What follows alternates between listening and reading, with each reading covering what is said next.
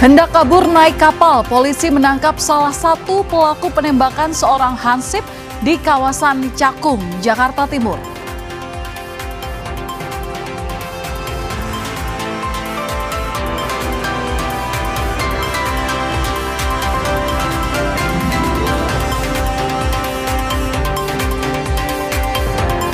Usai tragedi ledakan, siswa SMA Negeri 72 Jakarta akan menerapkan pembelajaran jarak jauh mulai Senin besok.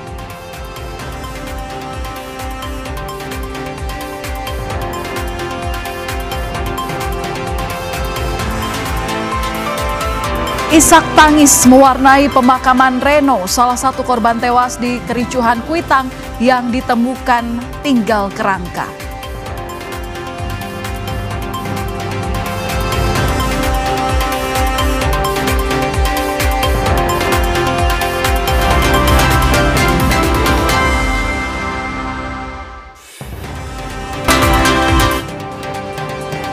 Halo saudara, selamat malam. Apa kabar Anda hari ini? Selain 3 berita utama tadi, kami juga memiliki sejumlah informasi menarik lainnya yang patut Anda simak hari ini di Kompas Malam. Bersama saya, Valentina Sitorus. Langsung saja kita ke informasi pertama. Saudara, sebuah rumah mewah di Bintaro, Jakarta Selatan hangus terbakar pada Minggu sore. Sempat terjadi ledakan yang diduga dari kebocoran tabung gas.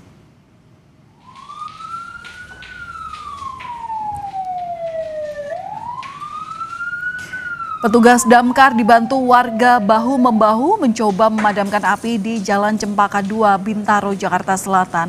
Menurut warga sempat terdengar ledakan sebelum terjadi kebakaran. 10 unit damkar dan 43 personel dikerahkan untuk menjinakkan api. Tidak ada korban jiwa dalam insiden ini.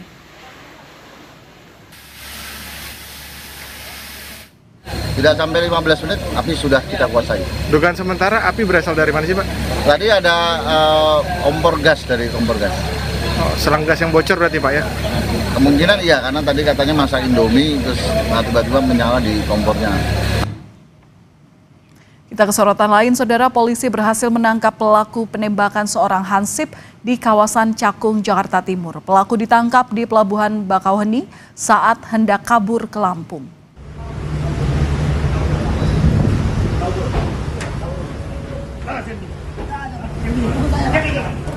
Penangkapan pelaku penembakan berlangsung dramatis di atas kapal Raputra Jaya yang baru bersandar di Pelabuhan Bakauheni, Lampung. Pelaku tak bisa berkutik saat mobil yang ditumpanginya dikepung polisi. Kini polisi masih memburu pelaku lainnya serta mencari barang bukti senjata api yang digunakan dalam penembakan tersebut.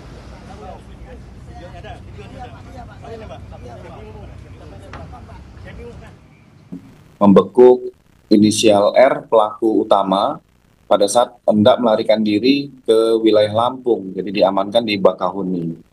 Dari keterangan saudara R, ini akan penyidik saat sekarang masih mencoba untuk melakukan penangkapan kepada pelaku kedua, termasuk untuk menggali informasi senjata api ini berasal dari mana.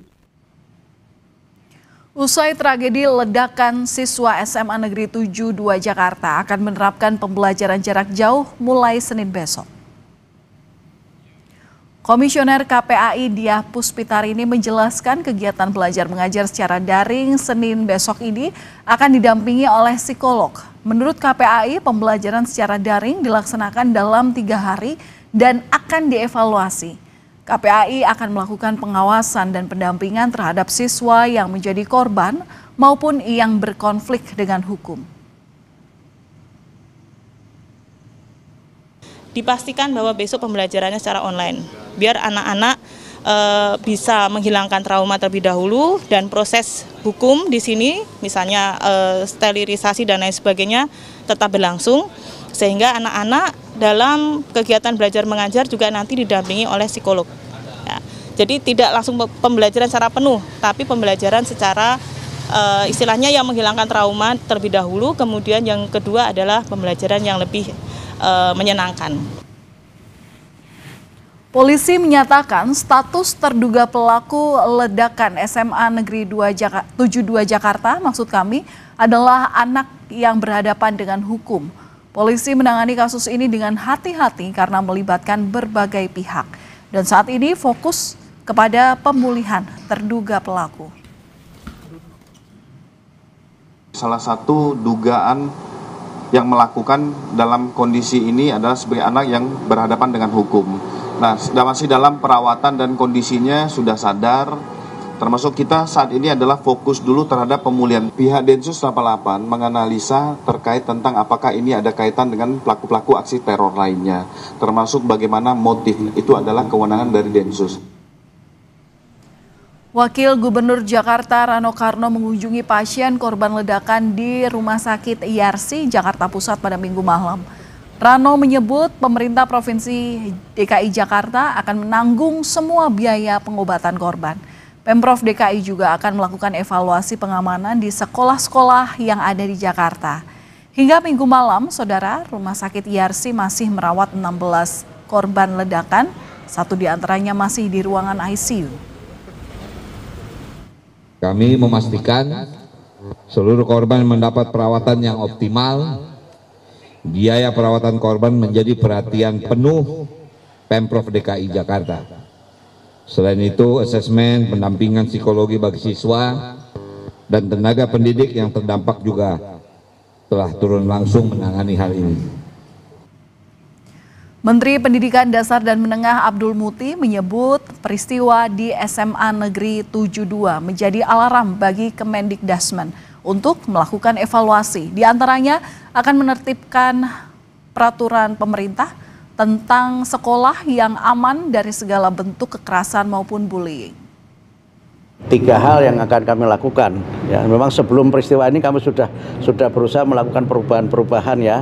Yang pertama adalah kami sedang merancang sekarang peraturan Menteri Pendidikan Dasar Menengah tentang sekolah yang aman. Nah, termasuk sekolah aman adalah menciptakan suasana belajar di mana ya aman dari segala macam bentuk kekerasan, berbagai macam tindakan seperti yang sekarang ini terjadi. Kemudian yang kedua, kami mencoba untuk merubah paradigmanya ke arah paradigma yang lebih humanis, komprehensif, dan partisipatif. Jadi pendekatannya melibatkan semuanya, termasuk ada rencana kami juga nanti dalam pendekatan partisipatif ini juga melibatkan duta anti kekerasan. Dan lebih lengkap terkait kondisi korban ledakan yang masih dirawat di rumah sakit, ada jurnalis Kompas TV Eril Wiranata dan juru kamera Aufa Farid. Eril, selamat malam. Hingga kini bagaimana kondisi korban yang masih dirawat di rumah sakit? Apakah sudah ada yang diperbolehkan pulang hari ini? Dan bagaimana kondisi terduga pelaku ledakan yang juga mendapat perawatan karena mengalami luka serius? Ya, Valen dan saudara, bahwa informasi yang kami dapatkan setidaknya hingga hari ini masih ada 29 korban yang dirawat di rumah sakit. Di antaranya adalah dalam rumah sakit Yarsi sendiri ada sebanyak 16 korban yang dirawat. Salah satunya masih harus mendapatkan perawatan secara khusus di ruang ICU karena dikatakan sebelumnya dari Direktur Medis Yarsi sendiri mengatakan bahwa korban tersebut mengalami luka bakar sebanyak 30% sehingga diharuskan untuk melakukan tindakan operasi yang dimana sebelumnya sudah dilakukan operasi pertama dan nantinya akan dilakukan operasi kedua. Dan selain itu juga bahwa di Rumah Sakit Islam Cempaka Putih sendiri yaitu sebanyak 13 orang yang dalam perawatan, diantaranya 1 dalam ruangan ICU dan 1 dalam ruangan HCU dan 11 diantaranya masih dalam ruang perawatan. Dan selain itu dikatakan untuk di RS Islam Cempaka Putih sendiri sudah ada 30 pasien yang sudah dapat dipulangkan ke rumahnya, dan tadi informasi kami dapatkan bahwa sore sudah ada salah satu pasien yang juga sudah dipulangkan. Dan selain itu juga bahwa dari Wakil Gubernur Pemprov DKI Jakarta Rano Karno mengatakan bahwa seluruh dari biaya yang ada terhadap korban terkait dengan biaya rumah sakit hingga nantinya rehabilitasi terkait dengan rumah healing itu seluruhnya akan ditanggung oleh Pemprov DKI Jakarta. Dan nantinya ke depannya juga akan dilakukan untuk program secara daring untuk kegiatan belajar mengajar melihat dari para siswa terlebih dahulu pada 3 hari ke depan. Dan selain itu juga bahwa informasi yang kami dapatkan bahwa dari Rumah Sakit Yarsi sendiri sebelumnya ada 3 korban yang juga menjalani dari perawatan secara jalan. Dan informasi yang kami dapatkan dari Wakil Gubernur DKI Jakarta Rano Karno mengatakan bahwa salah satu terduga pelaku tersebut juga dikatakan bahwa sudah dipindahkan ke Rumah Sakit Polri, namun memang dikatakan bahwa kondisinya saat ini sudah mulai pulih, dan nantinya memang dari polisi sendiri masih mendalami terkait dengan motif yang dilakukan pada saat peledakan yang terjadi pada Jumat lalu. Valen. Baik, terima kasih atas laporan Anda, jurnalis Kompas TV Ariel Wiranata.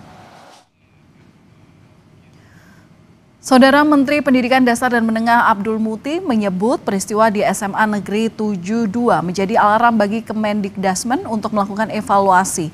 Di antaranya akan menerbitkan peraturan menteri tentang sekolah yang aman dari segala bentuk kekerasan maupun bullying. 3 hal yang akan kami lakukan. Ya, memang sebelum peristiwa ini kami sudah berusaha melakukan perubahan-perubahan ya. Yang pertama adalah kami sedang merancang sekarang peraturan Menteri Pendidikan Dasar Menengah tentang sekolah yang aman. Nah, termasuk sekolah aman adalah menciptakan suasana belajar di mana ya aman dari segala macam bentuk kekerasan, berbagai macam tindakan seperti yang sekarang ini terjadi.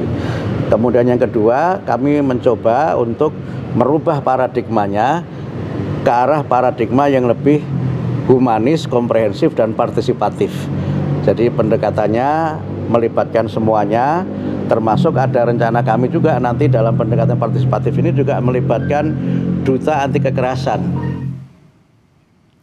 Saudara, untuk membahas atas kasus ledakan di SMA Negeri 72 Jakarta, sudah bergabung bersama kami Wakapolri periode 2013-2014 Komjen Purnawirawan Ogro Seno. Selamat malam Pak Ogro, apa kabar? Selamat malam, kabar baik Mbak. Oke, Pak Ogro, ini kasus ini tuh melibatkan anak berhadapan dengan hukum. Nah, bagaimana metode penanganannya? Ya, hari terminan kekerasan dalam kehidupan sosial masyarakat itu kan mewarnai perkembangan kejiwaan anak-anak. Ya, jadi kuncinya sebetulnya komunikasi dalam sekolah, komunikasi di luar sekolah, komunikasi di keluarga. Nah, komunikasi di luar sekolah itu misalnya dengan aparat dan sebagainya, sehingga ke depan nanti jadi harus mulai dihilangkan kesan-kesan kekerasan, tampilan-tampilan kekerasan yang ada di dalam masyarakat. Sebagai contoh misalnya begini, apakah ada komunikasi, ini saya kembali kacamata Polri ya, apakah ada selalu komunikasi antara aparat Polri dengan anak-anak sekolah pada saat mereka masuk atau mereka bubar dari sekolah.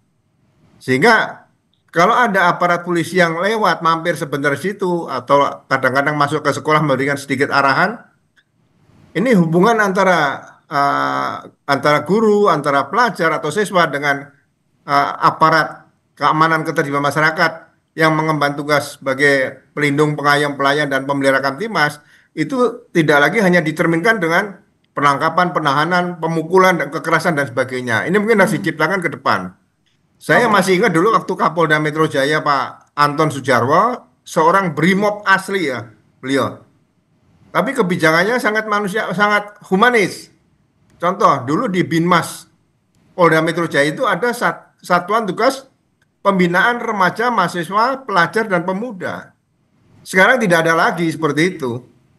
Jadi mungkin Binmas karena fungsinya banyak lebih ke satpam, sehingga urusan dengan remaja, mahasiswa, pelajar, dan pemuda ini hilang. Ya, ke depan nanti saya berharap hal-hal seperti yang terjadi di SMA Negeri 72 Kelapa Gading Jakarta Utara ini jangan sampai terjadi lagi dengan mengefektifkan tadi.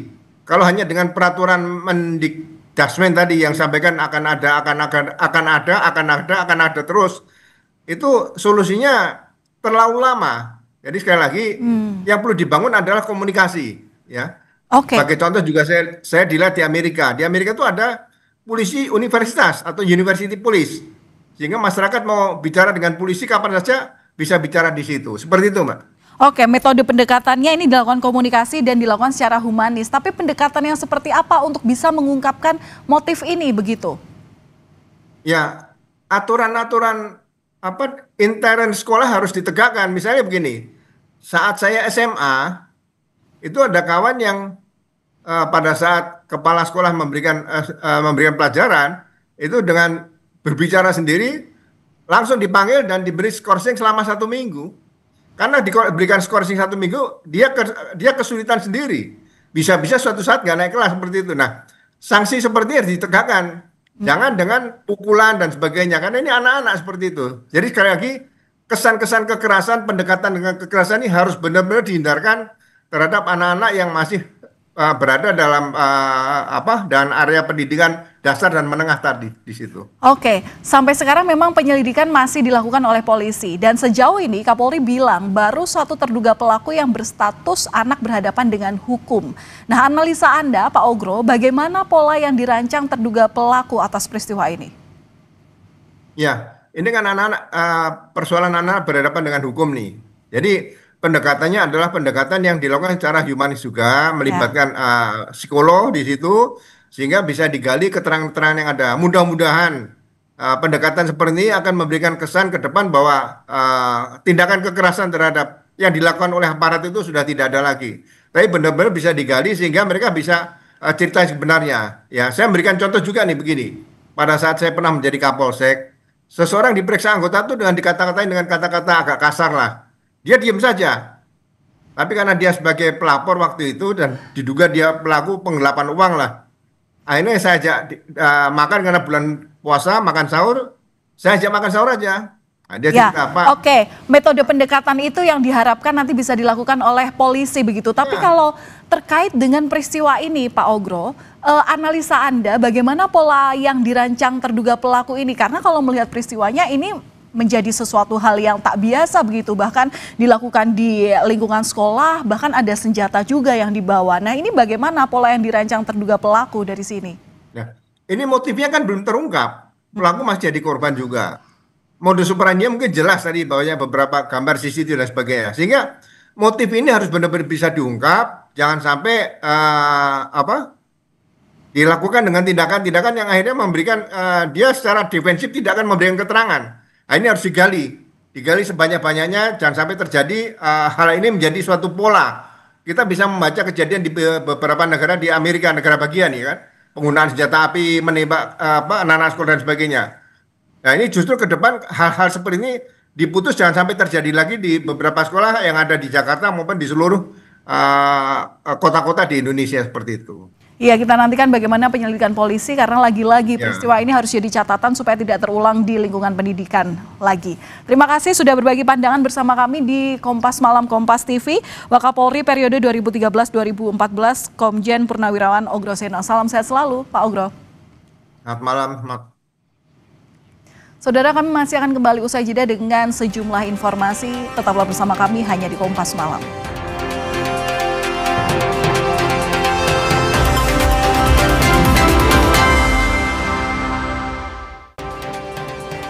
Terima kasih Anda masih bersama kami di Kompas Malam. Saudara, sepekan hilang diculik seorang balita berusia 4 tahun akhirnya kembali ke pelukan keluarga dalam kondisi selamat.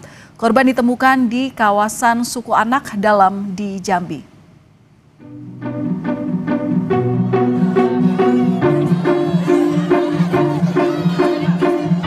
Tangis haru dan rasa syukur dirasakan orang tua balita yang berhasil diselamatkan dari penculikan.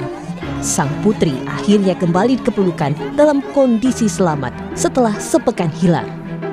Korban ditemukan pada Sabtu 8 November 2025 di Kabupaten Merangin, Provinsi Jambi setelah hilang selama sepekan. Hasil pemeriksaan kesehatan, tak ada tanda kekerasan fisik maupun trauma psikologis pada korban. Ditemukan tadi malam dan bisa kembali ke Makassar pada hari ini. Ya. Dan tadi sudah dicek kesehatannya, alhamdulillah tidak ada tanda-tanda penganiayaan, ya, dan kondisinya juga baik. Secara psikologis juga sudah dicek, ya. Dari Bu Kadis juga sudah ngecek semuanya, alhamdulillah dalam kondisi yang sangat baik. Anaknya juga ceria, baru kita terima anaknya, ya. Jadi akan kami dalami pelaku-pelakunya, jaringannya, tindak pidananya. Korban dilaporkan hilang pada 2 November saat menemani sang ayah berolahraga di Taman Pakui Sayang, Kota Makassar, Sulawesi Selatan. Dalam rekaman CCTV, korban dibawa secara tergesa-gesa oleh seorang perempuan tak dikenal. Saat ini, para pelaku penculikan telah ditangkap dan tengah diperiksa di Polrestabes Makassar. Tim Liputan, Kompas TV. Terkait penyelidikan atas kasus penculikan seorang balita berusia 4 tahun ini, Sudah bergabung bersama kami melalui sambungan Zoom ada Kapolrestabes Makassar, Kombes Arya Perdana. Selamat malam Pak Arya. Pak, ini kasusnya berangkat dari Makassar, tapi balita usia 4 tahun ini ditemukan di Jambi. Bagaimana akhirnya korban ini berhasil ditemukan? Iya, Mbak Valen. Jadi untuk kejadian sendiri memang sudah sekitar 1 minggu, 6 hari yang lalu. Dan anggota kami memantau pergerakan dari pelaku ini melalui saksi-saksi yang ada di lapangan, juga CCTV yang kami lihat. Nah, dari pengembangan para pelaku itu diketahui ada pelaku yang ternyata tinggal di tempat lain, sehingga kami juga mendatangi ke sana, ke Jawa Tengah, dan dari situ kami mendapatkan keterangan bahwa korban sudah berada di Jambi. Nah, ketika berada di Jambi, kami berupaya juga untuk melakukan pelacakan, di mana korban ini diserahkan terakhir kepada orang yang melakukan transaksi untuk mendapatkan anak tersebut. Sehingga dari situ kami berhasil menemukan anaknya di Jambi, di tengah pedalaman begitu, tengah hutan. Setelah itu kami bernegosiasi untuk bisa mengambil kembali anaknya dan bisa kembali lagi ke Makassar pada hari ini. Oke, dari peristiwa ini ada berapa pelaku yang terlibat Pak? Dan selama sepekan hilang, korban dibawa kemana saja? Untuk pelaku, besok kami akan rilis. Sampai saat ini kami masih melakukan pemeriksaan. Jadi pemeriksaan itu dilakukan maraton mulai dari beberapa hari lalu. Besok kami akan rilis beberapa pelaku dan perannya masing-masing. Oke, berarti bisa dibilang pelaku ini tidak hanya dari Makassar yang kemudian tadi di rekaman CCTV yang hanya menggeret korban begitu ya Pak? Berarti ada ada pelaku lainnya begitu yang kemudian membentuk sebuah jaringan untuk melakukan peristiwa ini? Nah, yang jelas memang pelakunya ada beberapa, ya karena memang ini kan dilakukan dari satu tempat ke tempat lain. Jadi ada beberapa, dan ini masih kami lakukan pemeriksaan semua. Apakah pelaku ini bagian dari sindikat penculikan anak, Pak? Karena pelaku menjual melalui media sosial? Ya, memang diketahui ada pemesanan dari orang-orang tertentu untuk mendapatkan korban. Tapi memang ini semua masih kami dalami, Pak Valen. Ada pemeriksaan yang sedang kami lakukan. Insya Allah besok sudah bisa kami jelaskan semua ke halayak umum untuk semua kegiatan mulai dari awal, kemana saja, dan pelakunya berapa orang, itu besok kami akan jelaskan semua.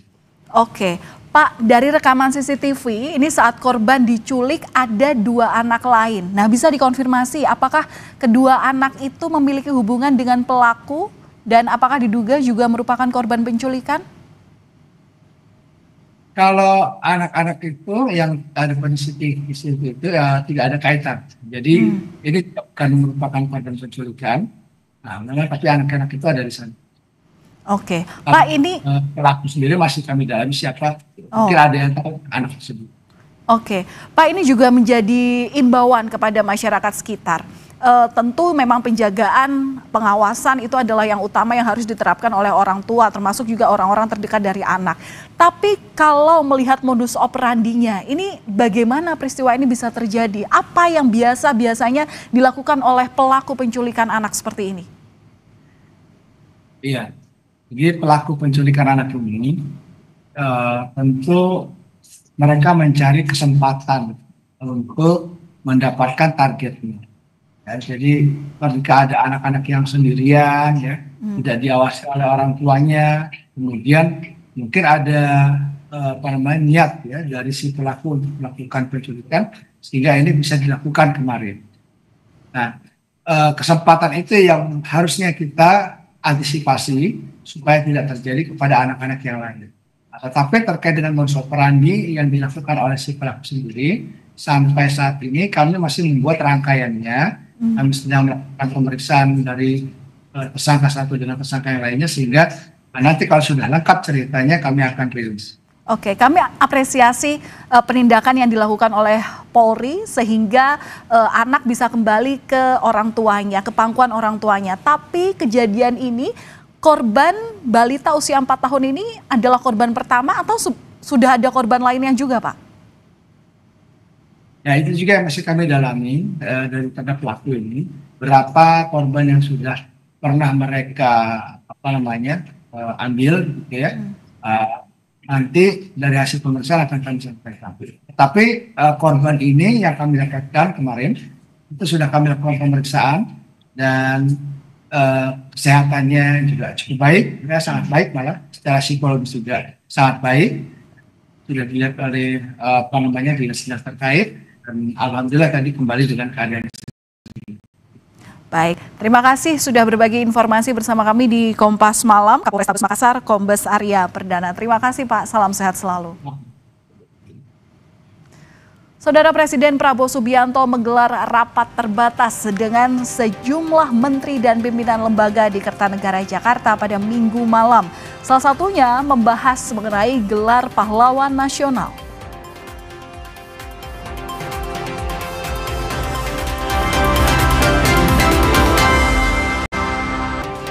Presiden Prabowo Subianto menggelar rapat terbatas dengan sejumlah menteri dan pimpinan lembaga di Jalan Kertanegara, Jakarta Selatan pada Minggu malam. Dalam rapat terbatas malam hari ini, bahasannya mengenai salah satunya adalah soal penganugerahan gelar pahlawan nasional yang akan diumumkan pada Senin 10 November 2025. Mensesnek Prasetyo Hadi bilang akan ada 10 nama yang diberi gelar pahlawan setelah Presiden mendapat masukan dari Ketua MPR dan Wakil DPR. Mas, kalau tadi kan terkait dengan, kan tadi juga ada Pak Fadlizon, apakah itu juga berkaitan dengan Hari Pahlawan atau besok? Oh iya, iya. Itu apa itu Pak mungkin yang dibahas secara spesifik? Finalisasi aja, finalisasi. Tadi juga kemudian Bapak Presiden mendapatkan masukan dari Ketua MPR, kemudian dari Wakil Ketua DPR, karena memang cara bekerja beliau kan. Beliau menugaskan beberapa untuk berkomunikasi dengan para tokoh, mendapatkan masukan dari berbagai pihak, sehingga diharapkan apa yang nanti diputuskan oleh Bapak Presiden, oleh pemerintah itu sudah melalui berbagai masukan. Besok insya Allah akan diumumkan. Diumumkan oleh siapa Pak? Ya. Diumumkan langsung oleh Pak Presiden atau seperti apa? Iya. Kurang lebih 10 nama. Informasi lain, saudara, demonstran yang sempat dinyatakan hilang dan ditemukan tewas tinggal kerangka di gedung ACC Kuitang, Jakarta Pusat, Reno Syahputra Dewo, dimakamkan di kampung halamannya yang ada di Surabaya, Jawa Timur.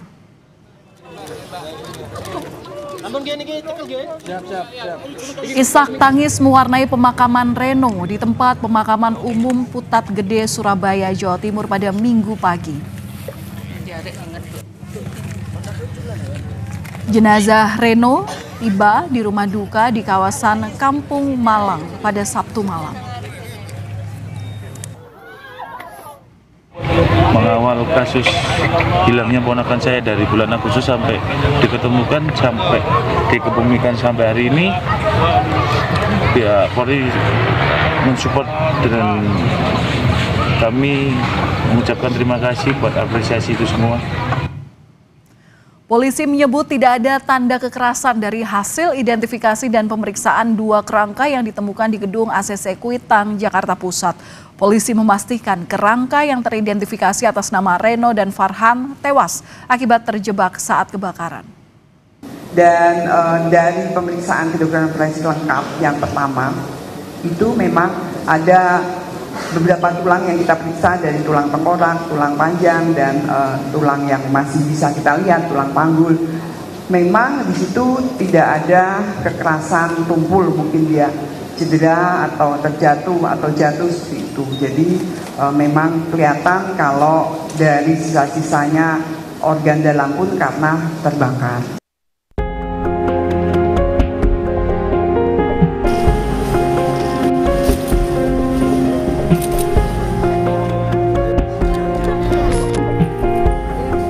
Suasana haru mewarnai penyerahan jenazah Reno Syahputra dari pihak Rumah Sakit Polri ke pihak keluarga pada Sabtu pagi. Reno Syahputra merupakan satu dari 2 jenazah yang ditemukan sudah menjadi kerangka di sebuah gedung di kawasan Kuitang, Jakarta Pusat. Satu jenazah lainnya atas nama Muhammad Farhan. Keduanya menjadi demonstran dalam aksi unjuk rasa Agustus lalu. Keluarga Reno dan Farhan mengapresiasi investigasi polisi untuk mencari titik terang keberadaan Reno dan Farhan yang hilang sejak akhir Agustus 2025. Diskusi sama keluarga dulu ya, terkait dengan apapun langkah kami, apalagi kita kan juga jatuhnya masih keadaan berduka, kita masih shock ya. Komnas HAM menyebut total korban tewas pasca insiden demo berujung ricuh yang terjadi di sejumlah daerah menjadi 11 orang. Komnas HAM akan meminta hasil investigasi dari polisi untuk masuk dalam laporan rekomendasi. Artinya kita sudah menuntaskan keseluruhan tugas terkait orang yang hilang, dan oleh karena itu kita menambah jumlah orang yang meninggal dalam peristiwa unjuk rasa dan kerusuhan menjadi 11 orang ya. Selama ini ada 9 di berbagai daerah, dan dengan ditemukannya 2 orang ini maka total jumlah yang meninggal terkait dengan aksi unjuk rasa dan kerusuhan menjadi 11 orang ya. Jadi kami akan mendapatkan informasi ini segera dari kepolisian untuk kami masukkan ke dalam bagian dari laporan kami nanti yang akan kami rampungkan di akhir tahun ini. Reno dan Farhan telah dimakamkan. Reno dibawa keluarga ke Surabaya, sementara Farhan dimakamkan di TPU Budi Dharma Semper, Jakarta Utara. Tim Liputan, Kompas TV. Kami masih akan kembali usai jeda dengan informasi mengenai sebuah mobil minibus yang menabrak tenda dan panggung acara peringatan Maulid Nabi di Jalan Kembangan Raya, Jakarta Barat.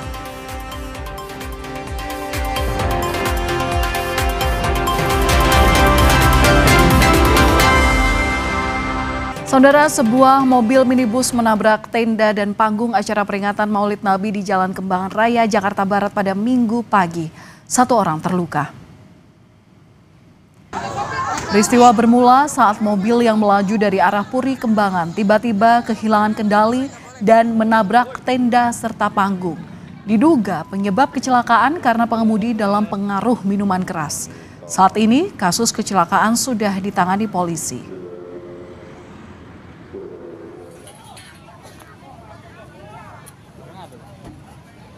Sebuah mobil tercebur di Kali Jelangkeng, Tambora, Jakarta Barat pada Minggu pagi. Diduga kecelakaan ini terjadi karena pengemudi berkendara dalam kondisi mabuk. Mobil diduga hilang kendali saat melaju dari arah Jalan Toko 3 Perniagaan menuju Jembatan 5 Jakarta Barat hingga tercebur ke aliran Kali Jelangkeng, Tambora. Korban berhasil menyelamatkan diri sebelum mobil tenggelam. Kasus kecelakaan ini ditangani unit Laka Lantas Jakarta Barat. Kejadiannya miring arah ke sana. Miring ngambung. Terus tapi dianya bisa loncat. Oh gitu. Loncat dianya belum bisa menjebur orangnya. Dianya loncat, ceweknya mabok. Mabok ya? Mabok. Korban sendiri apa berapa orang? Banyak. Dia naik mobilnya masing-masing. 4 orang, 4 mobil sih, 4 mobil. Teman-temannya di belakang, dia di depan. Dari Jawa Barat, saudara, memasuki hari kedua pencarian 2 mahasiswa yang tenggelam di Sungai Cimanuk, Indramayu, tim SAR gabungan kembali melakukan pencarian. Pencarian 2 mahasiswa Politeknik Negeri Indramayu yang tenggelam di Sungai Cimanuk saat arung jeram bersama kelima temannya belum membuahkan hasil. Tim SAR gabungan menyusuri Sungai Cimanuk 20 km dari titik korban tenggelam. Dan saat ini tim SAR gabungan masih berkoordinasi dengan pihak bendungan untuk menutup pintu air. Untuk tahap penutupan bendungan ini kita masih koordinasi dengan instansi terkait. Mungkin kalau nanti debit airnya berkurang mungkin bisa kita tutup sementara biar kalau korban masih ada di bawah bendungan itu bisa keluar dari bendungan. Saudara, 18 korban yang hilang akibat banjir dan longsor di Kabupaten Duga Jayapura masih dalam pencarian. Upaya pencarian terhadap korban masih terus dilakukan tim SAR gabungan. Dari 23 korban yang hilang, 5 orang sudah ditemukan dan dimakamkan. Upaya pencarian para korban salah satunya terkendala medan yang sulit.